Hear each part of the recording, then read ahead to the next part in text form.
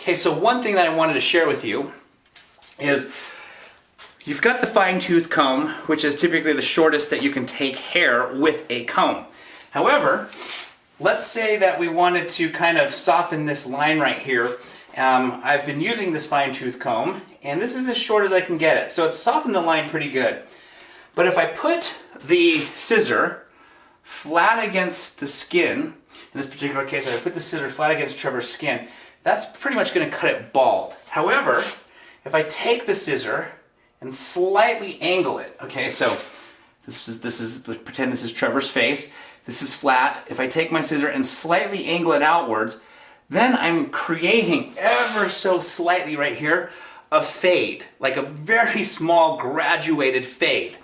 And so if I wanted to kind of soften that, again, I don't want to put my scissors flat against the skin. I'm kind of going to lean them out and just soften the outline right here, just so it eliminates kind of a hard hairline in this particular case. And I can also kind of just follow the hairline with the point of the scissor. And again, my scissors are not flat against his skin. They're slightly angled, so I'm doing a very minute graduated fade right at the hairline. But I'm just softening Trevor's hairline right here, working my way from here all the way down to here. So you can see it's just very tiny cuts. And then I can go back again and use the fine-tooth comb if I need to get any more of a blend from the hairline to the actual body of the hair. So you can also, don't be afraid to cut the hair without a comb, but you have to be very conscientious of the angle of the scissor.